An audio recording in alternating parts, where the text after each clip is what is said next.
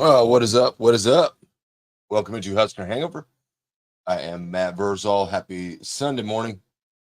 Lots to take away from the Illinois loss for our beloved Nebraska Cornhuskers. Unfortunately, Nebraska wasn't able to pull that off and emerge victorious in that game.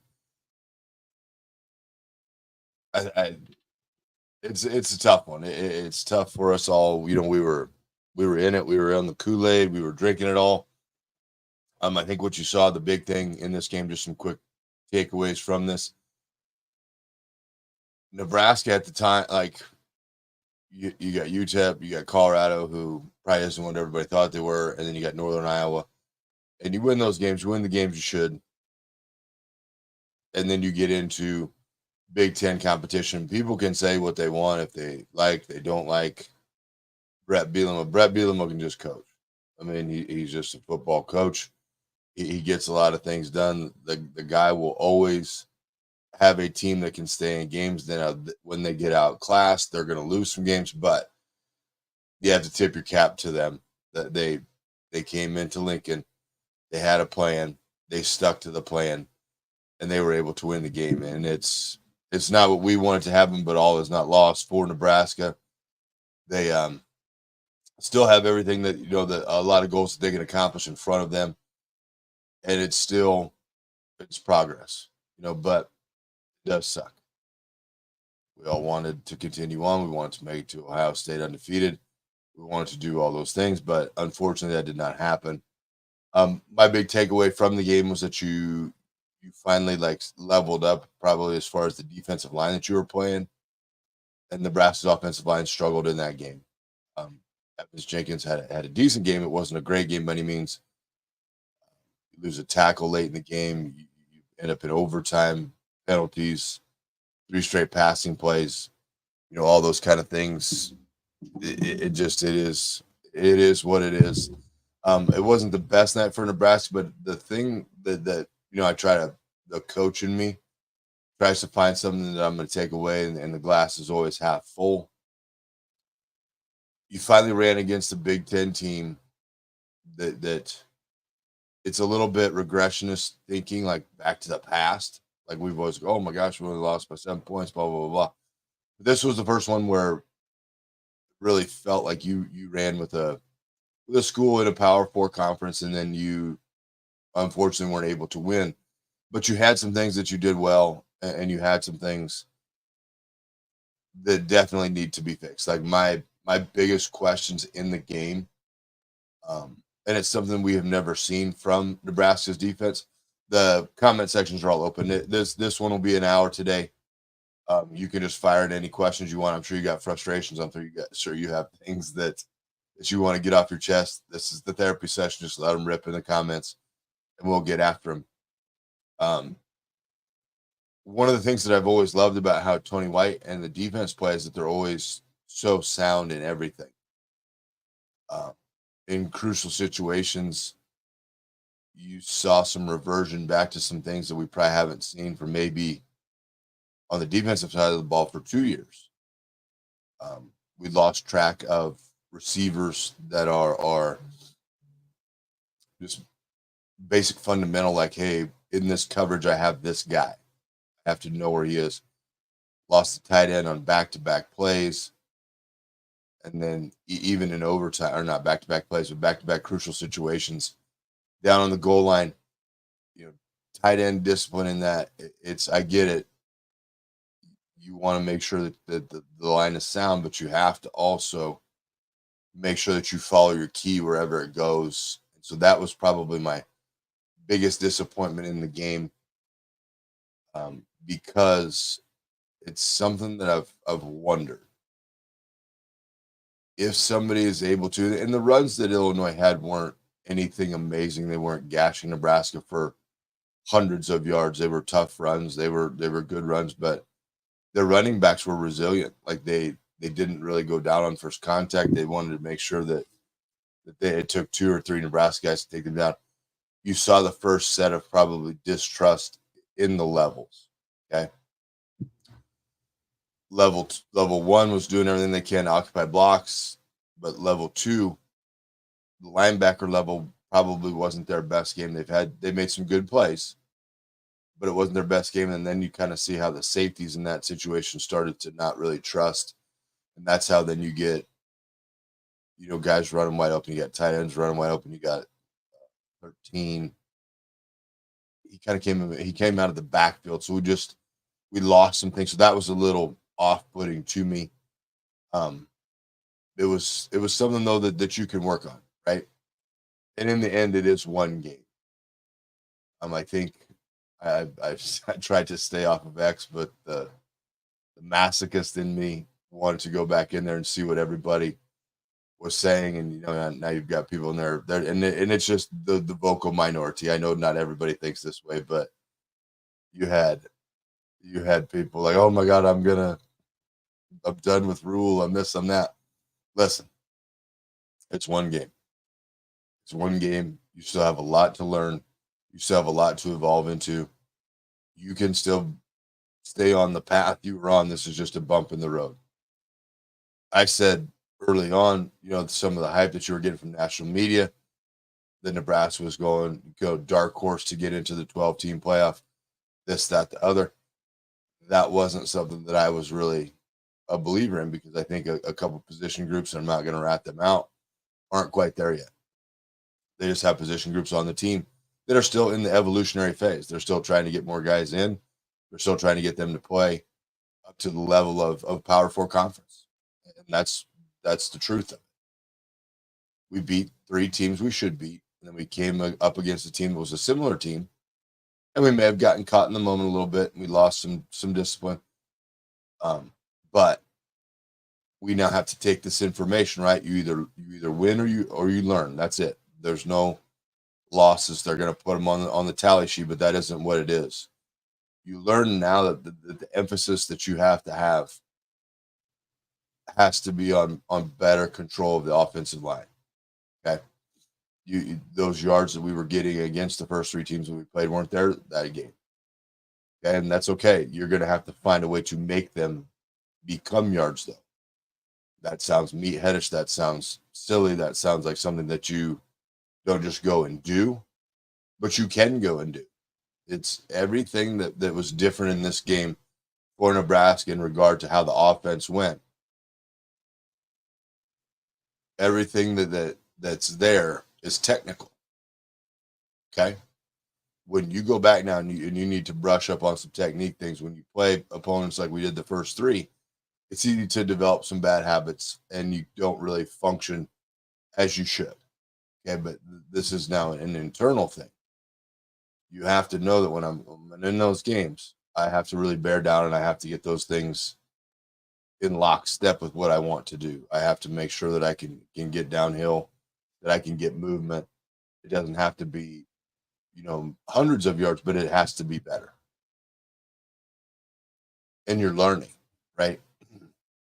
So we want to think that you can take 20 years and you just wash it away and then we're back to what we are.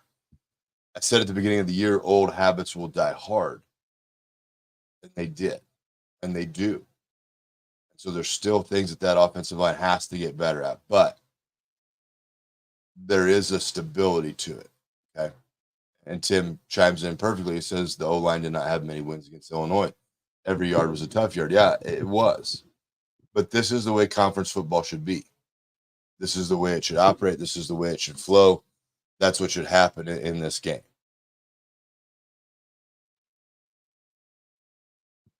Now the YouTube. Okay, for those that are in there, the YouTube should be up. It's at the Matt Verzal podcast. Yeah, I mean everything. The link should be going. So I'm not quite sure what's going on there. I'd have to end this to go back to do it. So I'm not sure what's going on with the YouTube thing right now. But YouTube, unless I picked the wrong one. Yeah, it is what it is. We're just going to stay here.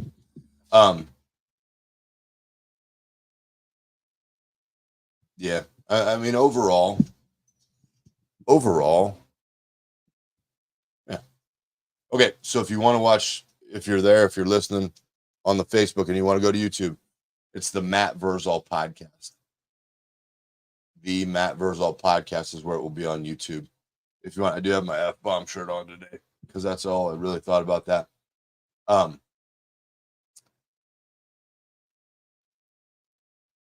It's in watching the game. Okay. This was a great measuring stick for Nebraska because Illinois is not a great team. I'm not going to blow smoke up your ass and tell you that there's some amazing, phenomenal team, but they're a middle of the road team. They're where Nebraska's trying to get to. We don't want to admit it. We don't want to say it, but we were just in the lower middle. We were in the lower part of the Big Ten. I mean, it's what we are. Our record indicates it.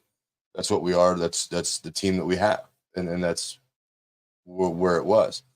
We are making progress out of that, but this measuring stick game with Illinois, and I know I'm saying this about Illinois, I'm not being defeatist. I'm not being silly about this.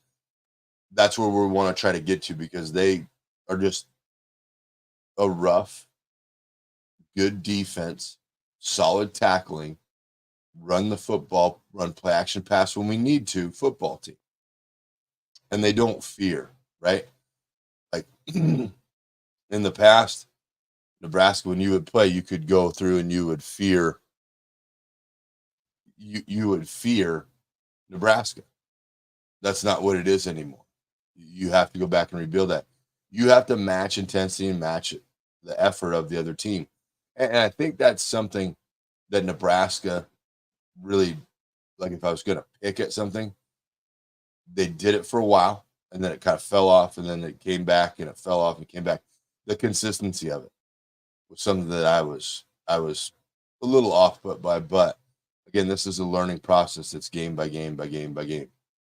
And you have to have a short-term memory. You know, wins are 24 hours, losses are 24 hours. You got to get in the film room now. You got to see where you were bad. You got to see where inside the scheme that affected everything, both offensively and defensively. And now you have to go and you have to correct that because you don't have a luxury to wait. You have Purdue next week at Purdue. So first road game. So you factor in all of that kind of crap that when you go on the road, things are different. Things will just evolve differently. And that's what it is. So again, fire the questions. We've had 2 days to process. I was at the beautiful Jamie Hoskinson's birthday party that her husband Matt put on. We were watching the game together.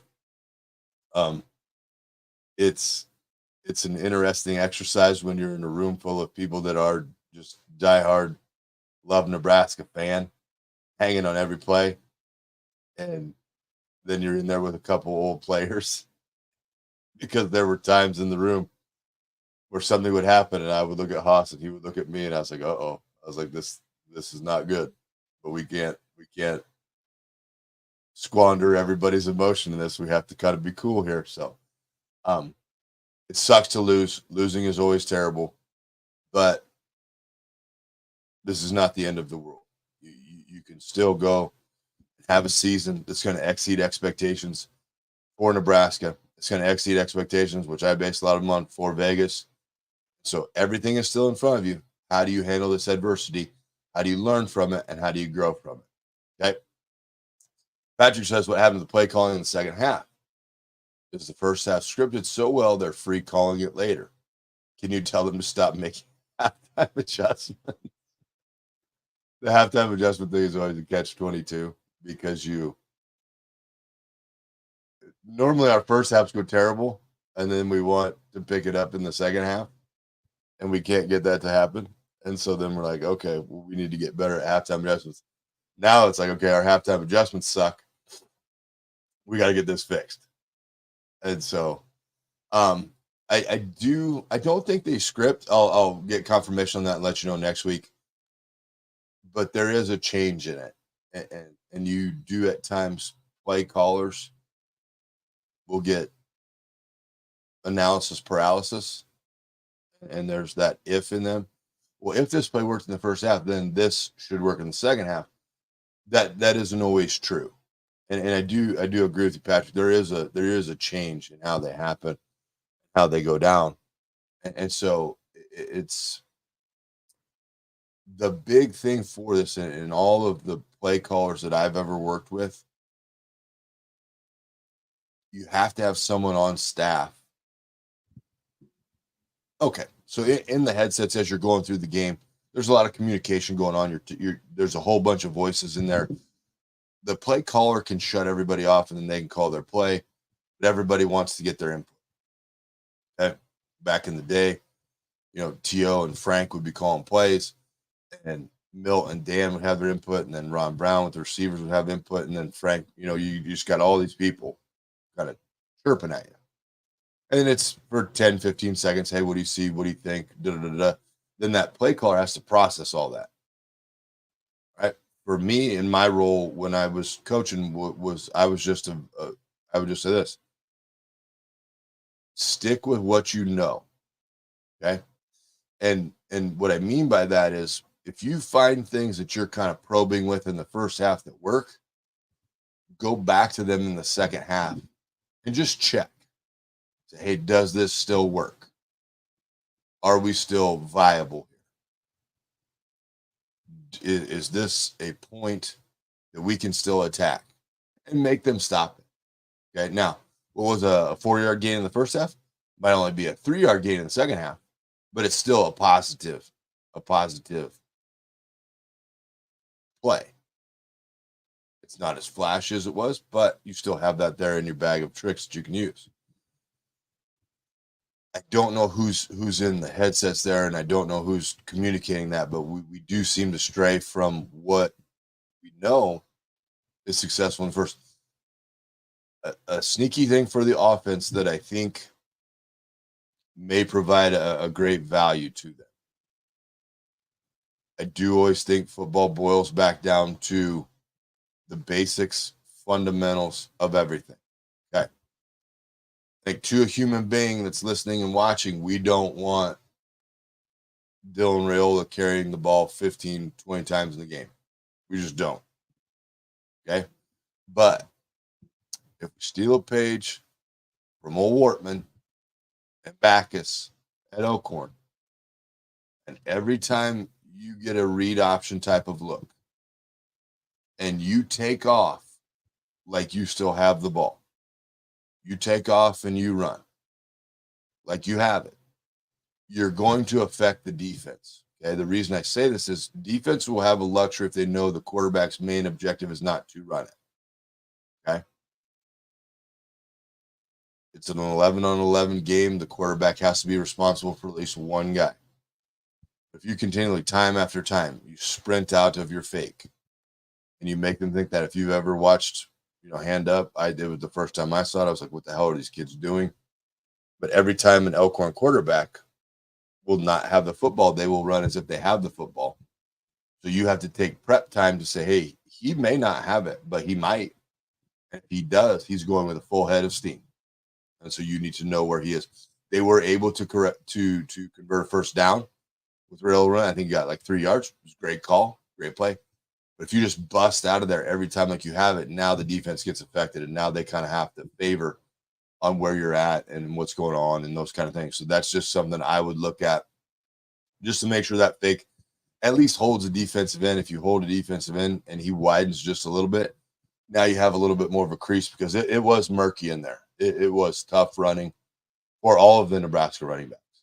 There were a couple pops here and there, but that's going to happen.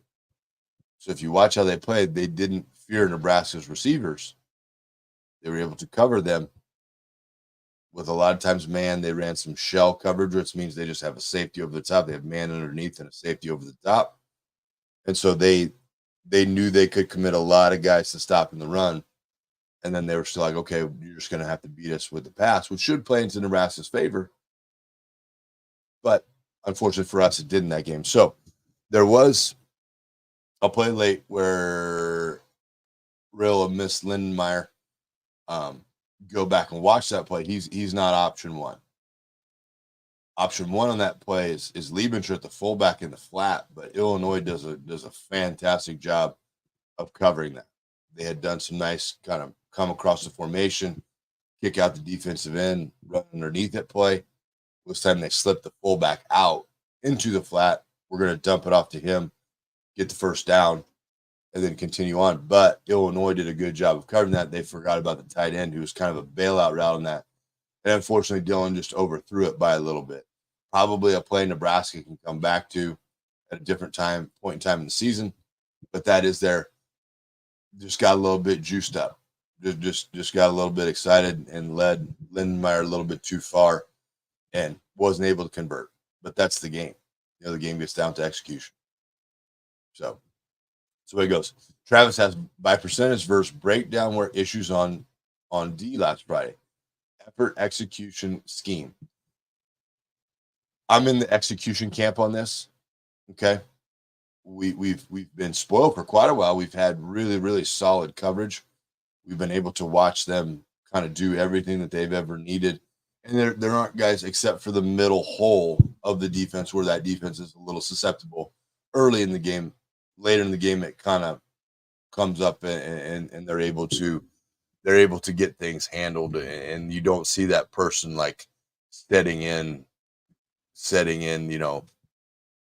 right away in the middle. They don't have the guys. They don't have the guys just running free. Well, in this Illinois game, you had guys running free. And when you're another big game, another big opportunity for Nebraska, I'm not saying they got caught in the moment, but I think that there was a little bit of distrust. Okay. Damon uses a term that I say responsibility. He will say I discipline. Okay. What I discipline means is that as I'm looking at this play, initially the tight end blocks. Yep. Do I believe the block is basically what it gets to, which is hard because you everything is fast and you're all going and everything's kind of flying around for you. And you want to say, okay, well, that tight end, he's blocking my defensive lineman. I can now go to my next read. I use him as a key. In college, it kind of goes off of feel a little bit where you're like, okay, I don't believe this. And we were peaking in the backfield. We peaked in the backfield. We had receivers run past our defenders because they thought it was a run, and they didn't maintain their pass coverage, and it's unfortunate. It does happen. I'm fine if it happens once in a game, but in that game for Nebraska, it happened a couple times, 3 times. The throws that were for the 2 touchdowns weren't even really under duress. The one in overtime and the one late in the game. That was the tough part. I think it's a thing that Coach White will get fixed and he will work on, and they will drill that and rep that to no end. So I'm not overly concerned about what has to happen there for that. But I do think though that would be like my big takeaway of something that I was like upset about in the game. It happens once, I'm fine with it. Right? It's going to happen. It's like an offensive lineman missing in a blocking assignment. And there were those too. But you have to, it can't be a consistent thing. It can't be something that happens all the time. So that would be defensively, it would be an execution thing. We know our responsibility. We know where we're supposed to be. But then in that, then we lost trust, and we lost control, and we lost the game. So those things all kind of factor in. Keep firing away with your questions. I'm sure you got a ton of them. My observations are very simple. It was your first conference game where you probably leveled up in competition, and it went back and forth and back and forth and back and forth. But you just didn't quite have those guys to get over the top, right? Rule made an interesting comment in the offseason. Somebody had said to him, what's one of your big goals for the year? And his big goal that he had himself, he said, I want to win a 1-score game. Okay. Reasoning behind that is 100% when you get in these situations, and your team has struggled with these games in the past, you can exercise a ton of demons if you just get in and win that game, right? If that's the game you win, if that's the game that you win, now you know you're different, okay? Now you know Now you know, hey, we're mentally able to fight through this. We're able to do this. I do also think, though, in overtime, there were no favors being done with the 3 straight drop back passes. Okay. Tip of the cap to Illinois. It got to overtime. They were not going to sit back and wait. They were not going to let you kind of carve that. They were aggressive. They blitzed on every single down of that overtime. Right? They got after that because that's what you want to do. You want to attack. You've got a 7-point lead in overtime. If you attack that, you put pressure on an offense that still is evolving and it's still learning itself and it's still trying to find its identity and know what it is. They send one more than Nebraska has to block, meaning the quarterback is responsible for that. And they tell their cover guys, you have to cover for 2 seconds. We're going to get home. So if you get a good jam, meaning that receiver can't run free, we're in good shape. I'm not upset at the fact that it was drop back passes that were being called. Okay. I'm not upset at that, but use of weapons. Okay. Fedoni, however you want to say it. He's a guy that if you just get him into the middle, he's going to beat a linebacker. He just is. He's an athletic kid. So if you're getting immense pressure on the outside, you're getting jammed up. If he can just kind of get into that little hole area, it's a pretty quick throw. It goes to a basic offensive concept and principle. I'm going to throw it where the blitzer came from. You want to blitz the middle? I'm going to hit my tight end in the middle and see if your safety can get down there fast enough. If he does, tip your cap, back to the drawing board. But those were things like in the overtime that were a little off to me. It is fortunately unfortunate. Gunnar Gatula went in for Corcoran, who got hurt, had the false start penalty. Got a little bit too much into it with, being a young kid. Anytime you're 2 years in the program, especially now, you got to be able to walk into that situation. He did battle back. He did decent in the initial phase of pass protection, but then his feet kind of got a little bit out of whack. We're probably lucky on a couple of them that we didn't get some holding called on us because we could have. It was just, and that would have been more salt in the wound. So I wasn't a huge fan of that. I thought in the game and Monday morning or Sunday morning quarterback is always going to be awesome. When you're getting that pressure and that attack, any kind of screenplay is going to be valuable. Any kind of let them rush at me, I'm going to retreat, dump it over the top. Those kind of things. A screen out to the side will always slow down a defense. And I think Illinois, had you thrown in some of those kind of things, would have been a big play. It would have been a valuable asset to Nebraska. They didn't call it, so that's just the way it goes. All right, back to the comments. Harry Husker says, when is Ed Foley held accountable? Special teams across the board is suspect.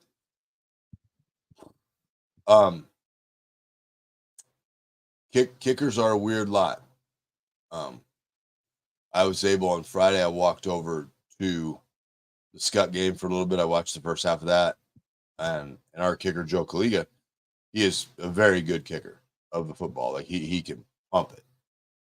But I was watching him kick off, and the ball that was usually out of the end zone was landing on like the 10. And then so I just, the next kick we had to watch his approach. It just was like, hey, man, you're kind of coming at this in an angle that you can't swing at it. You can't get your foot through it. And he just kind of looked at me, and then he changed it, and bam, we're back in the end zone. There's so much that goes into kicking. There's so many little intricacies that happen to it, and their mentals get affected quick. It's something that I said on a radio station when we did an interview this week. I said they need to take the psychology department out of the football offices. You need to make that where the kid can just go and have his own conversation away from everybody and then you continue to evolve, you continue to get better. But yeah, the kicking game in that, not putting anything on the kicker, but you make that kick, and then the defense probably operates in a little different manner. And so that's just the way it goes. Harry also says it was who flinched first half of the game. We flinched. Yeah, we did. We did. And we're never going to exercise that demon of the 7-point loss until we win the 7-point game. It's just what it is. Fortunately, I think you're going to have some opportunities coming up. Purdue got stomped by Notre Dame. You know, that'll be a home game for them. They'll be ready to roll. There's no fear factor in Nebraska. Everybody in the conference has beat us. So now we have to go out, and that's a game where I'm just looking for physicality. I'm looking for them to just go out and be physically dominant.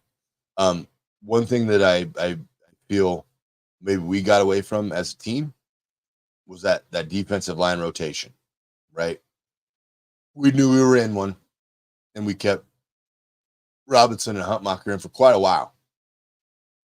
I think you kind of saw them naturally. I'm not saying anything against the kids' effort. It was good. They gave everything they had. But they now know their game has to step up. If you're going to be out there for all those plays, you can't have a drop-off in production. You can't have a drop-off in anything. You have to be the guy because you're, super seniors. And I'm not putting it on them, but I think they would even to a man say, hey, we could have played a lot better. That wasn't our best game. We need to make sure that every game we play is our best game. But in regard to special teams, yeah, I do think you're Nebraska. Like for a long time, you had kicker after kicker after kicker that just was great. And now you struggle to find somebody that we can make 30-yard field goals with. By no means a gimme in college, but if you look at the evolution of it, that's what it is. Like you should be able to have that. That should be a play that's executed. There's tons of fun stuff you can do in practice with it. You put the kicker in an adverse situation, something on the line for his teammates. His teammates will have a punishment. The kicker won't have the punishment either way. You throw things at him and you shoot water at him, and you find the most mentally tough one that can do it. And this probably isn't the best piece of advice, but somehow in every stop I've ever had, I've been the guy that's in charge of the kicker. And our guy last year, we had to kick a pretty good field goal to get to the state championship game. And our guy Mo Fink was out there, and I just walked out and looked at him, and he looked at me, and I didn't think they were going to call a timeout, but I looked at him and I was like, just kick the fucking ball. I'm like, how hard is it? Like, just stop thinking about it. Just kick the damn thing. And then they called timeout. And then I said it again, and he pumped it through the upright. So I think sometimes there's got to be some levity to it. You have to get them relaxed. It's a pressure situation. You've got 90,000 people in the stadium. You've got hundreds of thousands of people watching at home that are just like, hey, man, we got to get you to do your job. Snap was good. Hold was good. Just pulled it a skosh. But it's a college kid. He's going to make a mistake. And unfortunately for him, he made that mistake at that time. I do think it'll be a point of emphasis. Chris says, why are we not out getting a kicker? I do think it'll be a point of emphasis in recruiting. I think you're going to see them move to try to solidify that area. Larry asked, in your opinion, does Satterfield really know how to generate or even call an effective run game? I'm not going to pass judgment and say, hey, he does or doesn't. Play calling is a skill. Do I think that I would like to see it more complementary? Like we see one thing work. What's the complement to that? Meaning, what's the same look that we just had, but is into a different gap? It's got to play action off of it. Much as I said, Nebraska, lost some discipline. If you can consistently like run the football and get some things positive, that safety now creeps down into the box, and he's not as likely to be there in coverage. You can get behind him. Now there were a couple plays where Fedone had gotten behind. He had gotten behind the defense in the secondary, and he could have gotten some things done. We just missed the opportunity. We missed the chance to get him the football. So those things I think also will get cleared up. It was by no means a clean sheet for Nebraska. There's a lot that they have to work on, and it will be a good week of practice. They will be spirited. They will be lively. They will get after it, like they really will. My guy Eric Buckner out in GI said, "Did you see our offense adjust to the off? See our defense adjust to the offense they were running at us? Seems a lot of cushion for the defensive backs." Um, Hindsight's always 2020. EB. I mean, you could run that. You could tighten it up. Like I said before, outside of it was just more to me, buddy. It was just more of an execution thing. Like they just for the first time in a year and 4 games, it didn't feel that they had the discipline that they'd always had. And maybe Friday night, you got everybody and everybody's hyped up. You're on Fox and just trying to do too much. I mean, it's something you battle when you coach the younger kids to get them to learn. Like, hey, you just do your job. You do your job. Trust me to do my job. Everything will be fine. Everything will be good. So, Matt says Illinois had more aggressiveness at the end of the game. We were timid, like a team still trying to figure itself out. I think your final statement nails it. Brett Bielema, from all of his coaching experience, knows what he is. He knows what they can do. He knows when they get in certain situations, this is what we're going to do because it's going to work. And he does it. And he doesn't, maybe even more so, he doesn't fear if it doesn't work because he knows it's a one-off. He knows it's not them, but it might be a breakdown for that play. Everybody scramble to your responsibility. Everybody scramble to the ball if you're on defense, make the play. Basically just like limit loss. But I agree with you. I thought we were a little timid in that because, and we should be used to it. 7-point game to these kids in Nebraska should be, that part is null and void. We understand this scenario. Here's how we've done it in the past. It has not worked. How do we make ourselves better in these instances? Unfortunately for us Nebraska fans, the only way to get better in those instances is to be in those instances where we don't want to be. We want 28-point 4-quarter lead, substitute the young guys in. Here we go. This is awesome. If you're having problems with the YouTube, try the Matt Verzal experience, maybe. I think that was another one that I own that I don't use. But yeah, you're correct, Maddie. You know what you're talking about. Chris says, did it look to you that we didn't show defensive pressure until the fourth quarter? Wondering why we didn't come after the other team more. There's always another. We'll make this the Damon Benning quote show. Damon will always say styles dictate fights. I don't think we sent it as much as we did somebody that's really good with analytics or stats. Just send me if we did. But we did seem to be off. Maybe I know Tommy Hill was hurt, and maybe he is the great communicator out there that kind of lines all this stuff out. But it's a thing where we continue to evolve into a team where if a one gets hurt, the two goes in and it's the same level.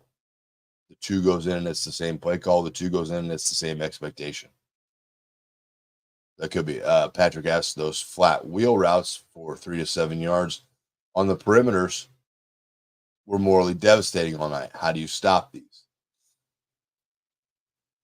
The key to stopping the flats. Okay, so the flat, it's just like a little 5-yard area outside of the tackle. If you're playing cover 2, meaning you have 2 high safeties, which we don't play, the corner would be that responsibility. If you're playing a 3 high look, then you have some outside linebacker help in that, or some just linebacker in general help. Every defense has a weakness and has a spot that you can take advantage of. Illinois, through their film, found something where they say, hey, they don't get anybody out there fast enough. Okay? That's fine when it works once. Okay? So now the defense has to communicate with itself, say, okay, we got to get out there quicker. We have to be. They were able to go to that well for the majority of the night. So I'm with you on that. Great observation. to do that, you have to sacrifice something inside. Okay. So you either roll that coverage down to where you may start with three safeties, but at the snap, you roll that corner.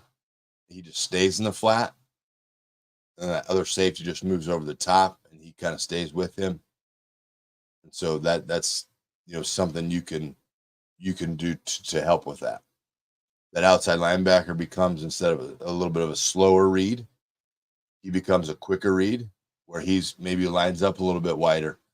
And at the snap of the ball, he's working out to that area, especially in like down and distance situations.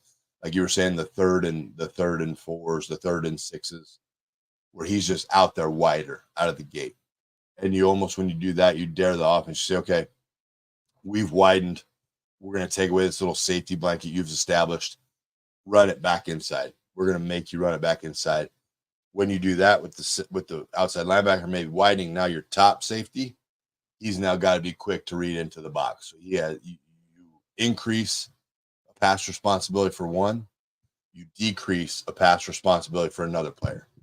So they, in essence, become a little bit deeper linebacker for them. So there's ways you can do that. The flats have played football teams for decades.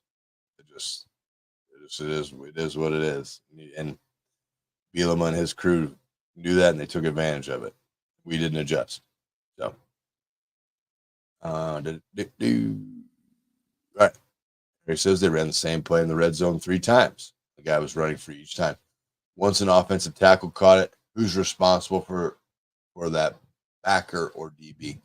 I think it varies on what the call is. The things with defensive calls is you're going to have a lot of information coming into the kids at a really quick rate. So as they do that, there's no excuses for it. The thing with throwing to offensive linemen, you have to eliminate what the human being is and just realize the position the human being is playing. It's just a really fat tight end. It could be a tackle there. It could be a wide receiver. It could be a fullback. Your dander is going to get a little bit more up when you see it as, okay, that's normally a tight end. This time it's a receiver. I got to be ready. Something's up. Nobody ever expects the lineman. Nobody ever expects the lineman to be the guy in there that's the one that's going to catch the pass. Just disrespectful to the offensive lineman's athleticism. His big buddy was smooth out there with it. He caught that baby, no problem. Due to the call, it will dictate who the cover guy is. So I think if you look at one instance, I believe the linebacker should have been on that tight end. The other instance, I think the safety should have been on that tight end, but that is 100% just me guessing. I don't know the call, and I don't know the responsibilities per call. But there were just 2 different looks that had happened on those 2 separate plays. So, like I said, when we switched responsibility with the outside linebacker and the safety, that's the same thing that can happen with linebackers and safeties as well. So they have to know that. So I would pass that to both guys. And it's correctable, and it's learning. You know, I don't like to look back, but you had 5 years of being taught one way, and it probably wasn't the most efficient way. It was we're going to get into a slugfest, and we're going to, okay, what if this guy doesn't? Well, it doesn't really matter because we're going to score. Blah blah blah. Our offense is awesome, but it was never awesome. To a disciplined standard of you have to do this, and then the shit kind of started to hit the fan, and then it all kind of got off. So it all got out of whack, and we weren't able to get it back to where we needed it to be. Those were things that I don't think we'll have this conversation the rest of the year. I think we'll get back to our expectation of it, what we've seen out of it. I think it will move back to it. Johnny K says, can it be we just played like poop on D and we will learn and be better? Rome was not built overnight. It wasn't. This is the first probably game that we looked at, and you could see the foundation kind of forming. And now we just had a little delay delay in shipping. We're missing some parts and pieces to that. But much as we talked about, like being happy about winning and big game, and I was giddy and all that stuff, I'm still incredibly excited because for the first time in a long time in Nebraska's next game against Purdue, in my mind, in the past, when we would have faulty or leaky things would happen on offense and defense, I'm like, okay, we're going to see this all year. Like this is just, it'll be this way the whole season. Okay, so we'll have to figure it out. I think this is a one-off. Like, I don't think this is what we will see the remainder of the season. I truly don't, because I trust these guys. And that's even, they're won however many games last year. I've blocked that out. 3-1 this year. But I really have faith and confidence in the adults in the room getting this corrected so we don't see this again. And that's what I'll be watching when we play Purdue. Did you fix what was bothering you? Did you fix the fact that your flats were wide open, that we lost some communication on defense, that we couldn't run the football when need be? Are we addressing these things? Do we fix these things? And I'm guessing that's not going to be a fun week of practice. That's not going to be fun. There's going to be some hitting going on. There's going to be some responsibility checks going on. I'm guessing if you forget your responsibility check, there's going to be some discipline going on. But it's good to reset. It's good. You got to start feeling yourself. Oh, man, we're good at this. Ooh, buddy. We are getting it. 3-0. First time since I've been here has ever happened. And then Illinois comes in and says, hey, we just like being rough. Damn, too, those guys could tackle. Holy shit. Man, you got, as far as like scheme goes, what your offensive coordinator or your offense has created, you got a one-on-one situation, running back v defensive back, be it safety, be it corner, be it whatever. You got it where you want it, because there's 11 on 11. Everybody's responsible for one. There were a couple instances where Nebraska got it out there and they made plays. Like their safeties and their corners made plays. It was impressive. Open field tackles 1v1. If anybody at home's ever done it, you know how hard that is. Because every negative thought in your brain is going to like, oh shit. Don't miss. I missed. Right? So you got to look at some of those. But you got to, how's the prayer go? Stand by the road and cheer as the winners go by. You got to tip your cap to them. They came into Lincoln and they won. Steve says D does not look overwhelming. Didn't overwhelm Northern Iowa. Ran out of gas this week. Do we have the dudes or the depth to compete successfully to win our 6-7 games? Thank you, buddy. Thank you for listening. We do. I'm not saying it's got to be a defined rotation plan, but you got to make sure that you keep those guys fresh. Carrying around 300 pounds, max effort, physical game, you may bring some into sub, okay? And we'll get into some football, just thought process here. Okay. If I have Nash and Ty in, and I got big bodies, good luck moving them, okay, I'm great with that. Now if I sub in, okay, I don't have to sub in all the pieces. Nash can go out, Ty can go down to the 0, being head up on the nose. You bring in Judy or Wallen, and Wallen did play quite a bit. I know he's not the big power guy, okay, yet. But I also know he's quick and he's got lively hips. So now I start to put him on moves. I run some interior line twists and stunts, meaning one goes one way, one goes around. I take advantage of what that kid is, which is quick. I keep rotating other guys in. I make sure that we're fresh. And I throw things at the offensive line to see how good they are. Also, quick shout out. In the 90s, there was a kid by the name of Joel Geske out of Illinois that played for us. His son started at left guard number 73 for Illinois.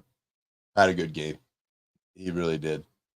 So I test them, though. I probe and I test, and I say, okay, are you quick enough you're strong. You can handle my strong. Can you handle my quick? because most of the time with college offensive linemen, you're going to be good at one or the other. If you're a mauler and you want to get in there and you want to bang and you want to hit helmets, that big guy, that target right there, you're going to do good with that. If you're a mauler and you want to bang and they bring in the quick guy, it's like, oh, Christ. I can't be as aggressive as I want to be. I can't attack. I would see them increasing that rotation. Steve, I would see them going back to because early in the year, we're rotating everybody. We're getting a lot of reps for all the guys. Awesome. In that game, some more rotation in there, keeping guys fresh would have been something I would have addressed. I'm still in on the defense. I'm still in on paying Tony White. A reliable source to me said he may not want to go be a head coach. He likes it here. Hey, great. Cut the check. I'm in. Sign me. I can't give you anything. I barely have a pot to piss in or a window to throw it out of, but if you want me to go on some fundraising tours, I will. Corey says, do you think that they saw things from UNI game that they could exploit, like the tight end pass? I do. The good thing about a lead-in game, right? So I said that was a good game for Nebraska to lead into Illinois because it was going to be very similar. Physical in the trenches, use of the tight end, and all those kind of things. They took notes, and they watched it. They ran some similar plays. Overall, I thought Nebraska's run defense was fine. I don't think they were gashed once or twice. It's going to happen in a game. You're not going to have a clean sheet. You're not going to have a perfect game. But then the other part of coaching is once you get that established, okay, your guy up in the box or your guy watching is a good communicator and he can communicate to the play caller. And you just say a simple phrase.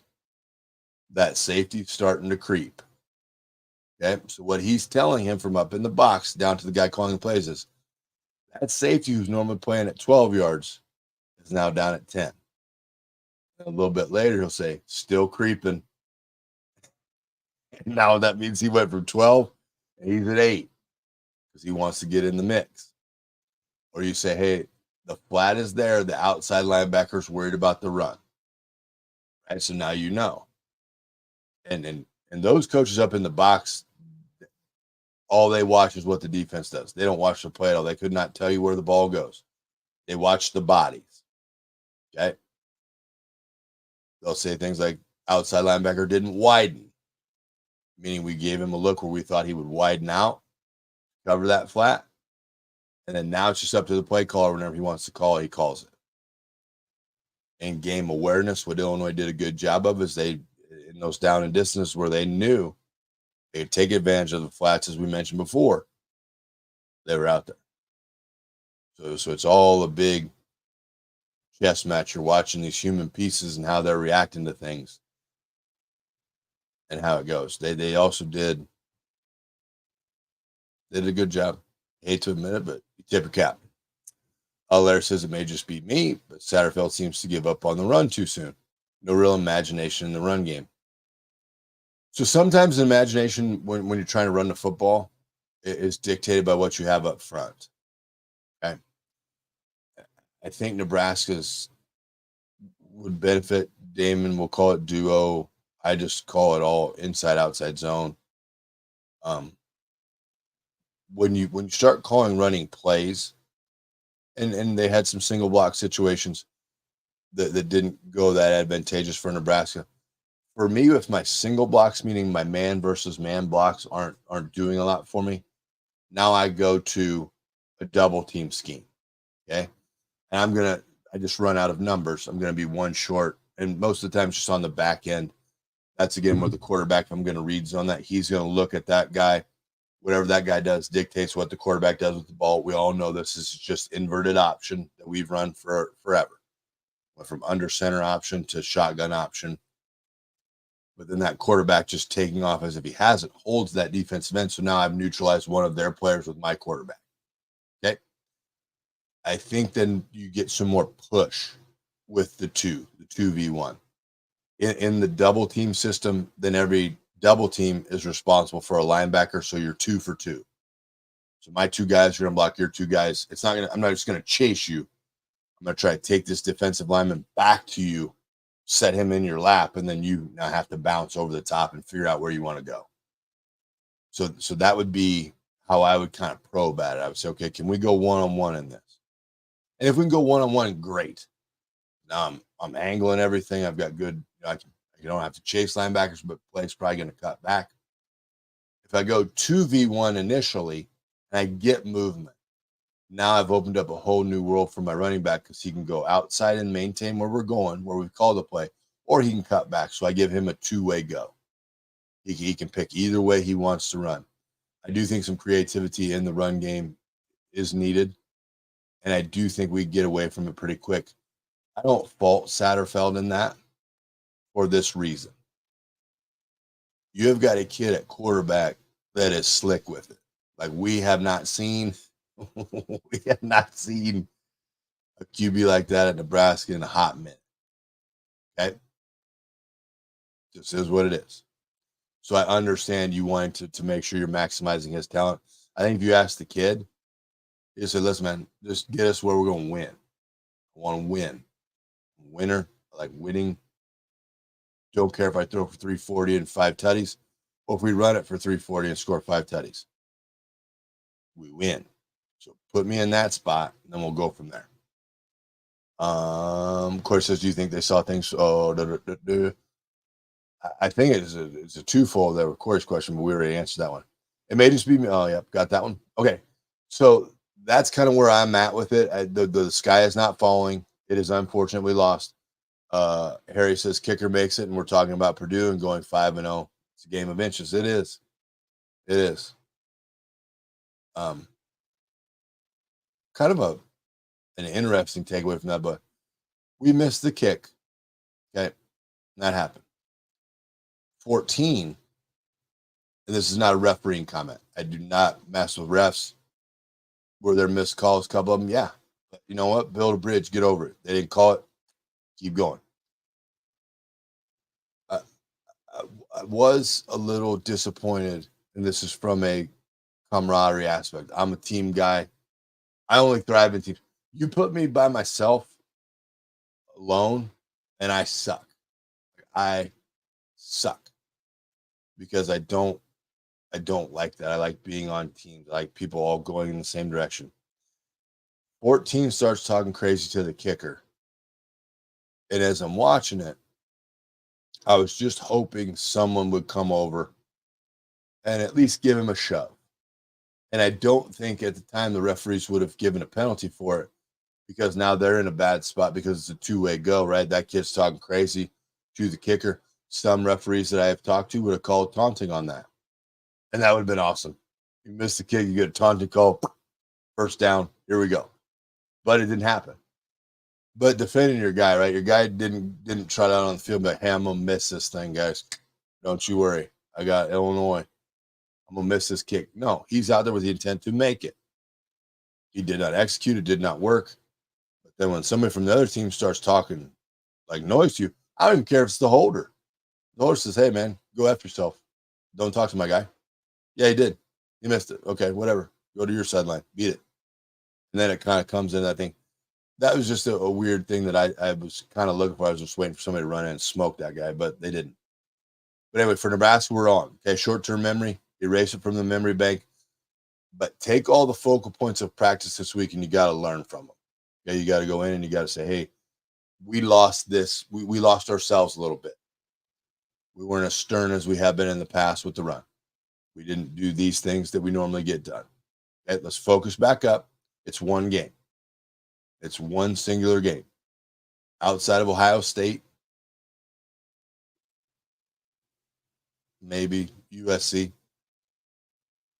Every other game we are in. Okay? When we pull this off, the great people of the state of Nebraska will treat us as gods, because we won 9 games. And that's there. That's there to take. 9 games. Okay? And I'm giving you a lot. I'm not sold on USC. I'll be honest with you. Ohio State played some shitty teams. They're pretty good. But they got a lot of people. That's going to have to be a perfect day. Everybody don't play the lottery that day and we take all of our lottery luck and we put it in that game. Okay. But all those things are there to still take. So don't dwell on the loss. It happened. You lost the game. Okay. Refocus back up, get back on the winning track. We learned a lot in this game about us. We learned a ton. We are not CFP worthy yet. Let's get back in it. Let's get back in and go play. Patrick says, what changes do you expecting to see us versus Purdue? Back to discipline and back to rotation from the defensive side. Hopefully on the offensive side, a little more aggression. Now, football is a game of thieves. Okay. We got a couple pretty good tight ends. We really do. We got a couple good tight ends. So all those things that Illinois did to us, beauty of those babies, they're on film. Hey, look at this film. This is an awesome play. This worked against us. Let's give this a rip and see if we can use our tight ends to do this. Let's see if we can accomplish this. I would say you'll probably see Nebraska use a couple of those wrinkles. I'm just telling you, because it works, and take the play. Or it's in the playbook already, which is probably the truer statement. Oh, shit, we forgot about that play. We had too many plays. Let's pare this thing down. Back to our offensive discussion earlier. I'm fine if you get a 20-play rotation. Pick 30 you think are going to work. Run them. Find the 20 that worked. Just stick with those. No need to get crazy. No need to get exotic. 20 plays, Division I Power 5 football. You can remember all those. That's kind of how I would function in it. Patrick says Indiana looks scary. Patrick, they're putting up points and they're playing hard and they're doing those things, but the schedule ain't real stellar. They're probably in for a couple eye-opening experiences as well. Again, another team, on a rebuild.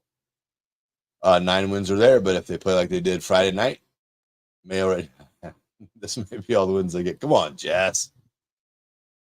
Be glass half full.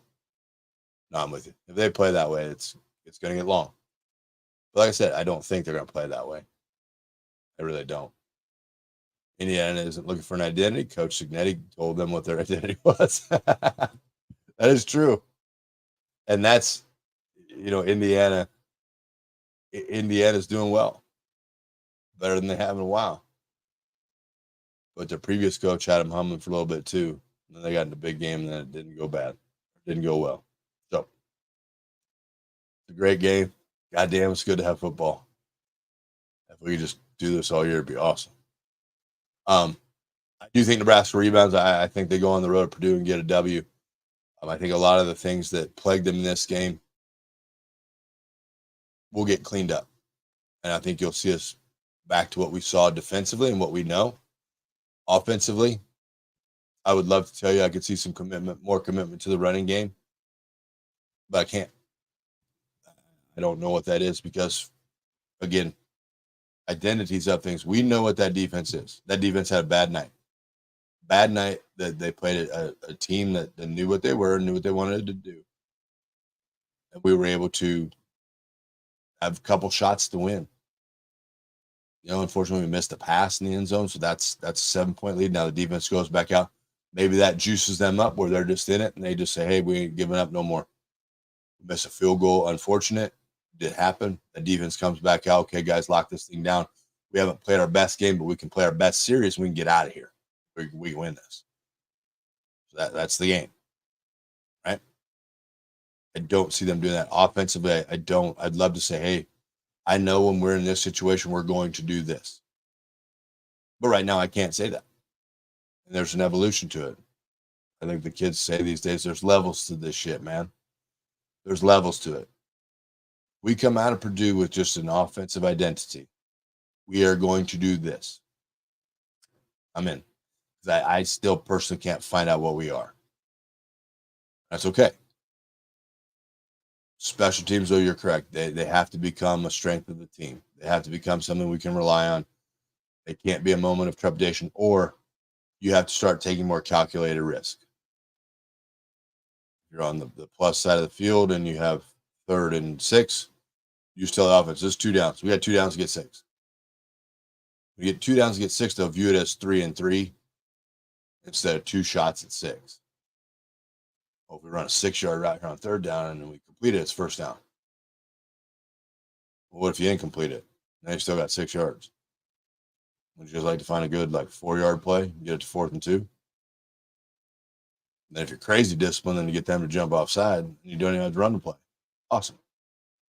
Nick says you may have hit on this already, but why is it like a science experiment for us to gain 1 yard rushing the ball while other teams are holes the size of trucks?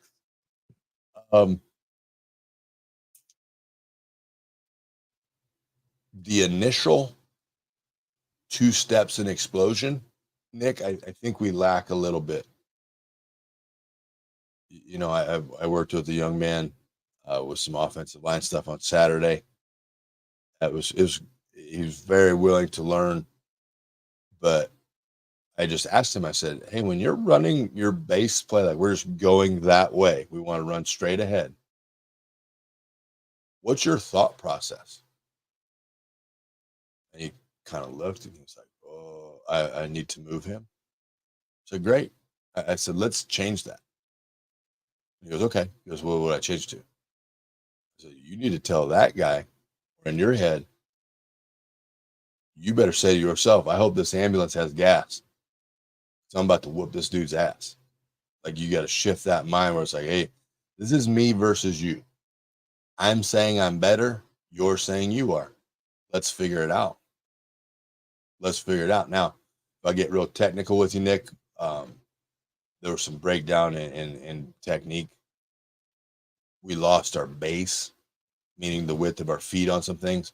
Hand position and stuff wasn't bad, but anytime you take something that needs a wide base and you give it a narrow base, it becomes unstable. And they were able to get off of blocks for us. Keeping that base wide and just driving the feet. Sometimes a stalemate is a win because your back then can just make a cut off of you. But you've eliminated your threat. You didn't move them per se, but you were in the way. So just that mentality and that aggressiveness. I think we still have some tentativeness when we get after it. Yeah. Oh, I had a buddy back in the day, and when we would play, he just went by. It's like the guys, at every game you go to, there's an ambulance. Like, you got gas in that thing? I'm like, yeah. He's like, good. I'm gonna send you some bodies. So it's just a mentality. You just want to see him attack and it goes back to a core rule that I love. I would rather see you go 100 miles an hour and be wrong on your assignment than go 50 miles an hour and be right. It's just physics, right? If I'm 300 pounds, I go 100 miles an hour and I run into another 300 pounds that's kind of sitting there a little more stagnant than I am, there's going to be a movement. I think at times we still think just a little too much. But it's better than it's been. Listen, man, better than it's been in years. So get that ass kicker mentality, get that mindset. We'll wrap up on this because I got a big order here. I got to get out here in about 11. So I think it's because Nebraska's line is not good. When 69 is a starter, you have problems. Hope he heals up well, though. Yeah, it's, it evolves. And maybe, he gets better off the injury. I never heard any kind of final say on it.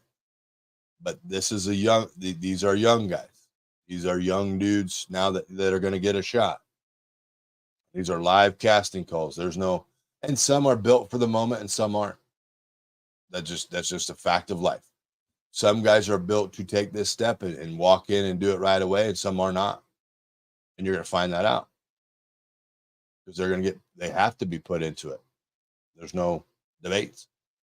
So it'll be great to see the young guys get a chance to play and work on those things. Big keys for me this week: defense back to discipline, offense back to fundamentally sound.